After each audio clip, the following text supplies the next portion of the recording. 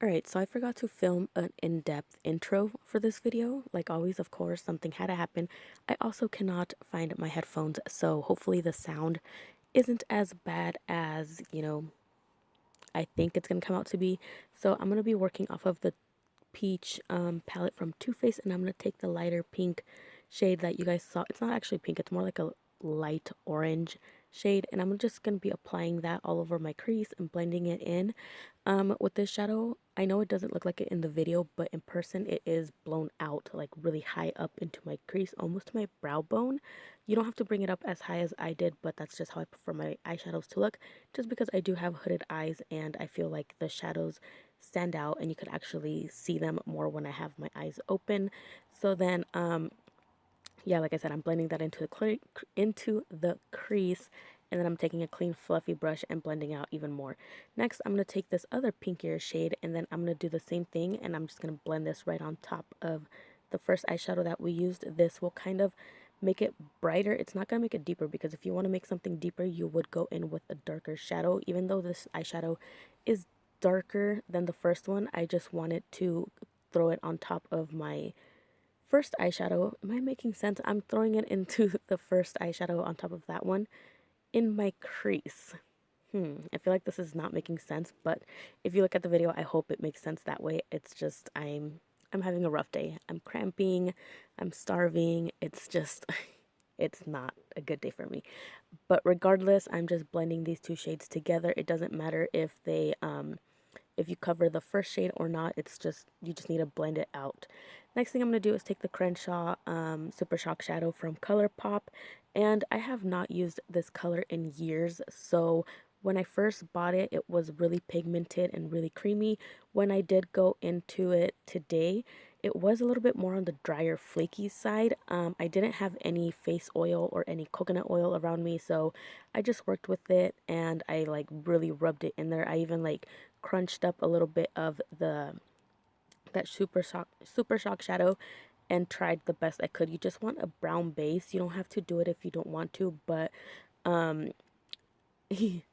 but I wanted it there just so the darker shade that we applied will actually pop through, because this brown milk shadow from this palette isn't as pigmented on its own, and I noticed that if I don't put a base at the bottom, whether it be a black base or a brown base, it does look chunky. Like it doesn't look like it doesn't look seamless. So there are chunks, like I don't even know the word I'm trying to say.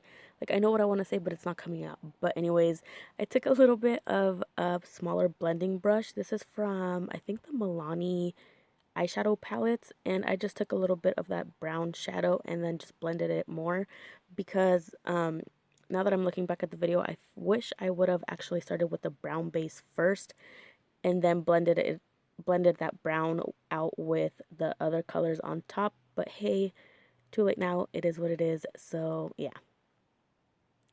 Now for the bottom of the eye, I was gonna say the eyebrows, the eyes. I am doing the exact same steps I did at the top.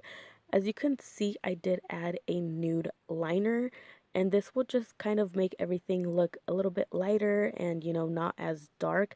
But if you do want to do something smoky and wear it like a nighttime type of look, oh look, hey, my extension's peeping through.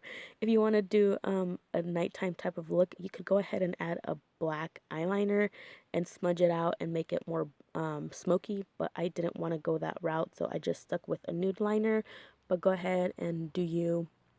So yeah, like I said, I'm doing the exact same thing I did at the top to the bottom of the lash line. Is that a lash line? To the bottom of the eyes, and I'm just blending everything out.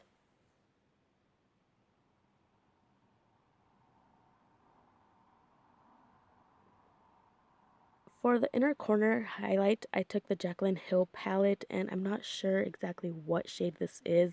I will leave all the products listed down below, but I went ahead and grabbed that and popped it in the inner corner of my eye. You could also do glitter if you would like. I was thinking, actually I wasn't thinking it, but now that I think, now that I'm looking at it, I wish I would have done a little bit of glitter. And yeah, that would make it look a little bit more glam, but hey, too late now. But anyways, to bronze up the face, I'm going to take the Wet n Wild contour and highlight powder, and I'm going to go ahead and bronze up my face with this one. And yeah, I'm just going to go ahead, bronze away. I'm going to bronze the cheekbones, a little bit on the side of my temples, the jawline. I like to focus it when I do my jawline. You'll see in a little bit what I mean. I like to focus it mainly along like the bottom part of like my actual chin and bring that up a little bit. That way it gives me more like an effect because I feel like my chin does pop out a little bit more than everybody else's. I don't know, it's just me, but like in person you notice it, but I like to add a little bit more bronzer there in that area so it looks like a shadow. And don't worry, no, it does not look like I have like a 5 o'clock shadow. I just like to focus it mainly there because when you're looking at me face to face, it doesn't pop out as much. I don't know, it might just be me, but it works. To farther deepen up my contour, I take the True Match powder in the color C8.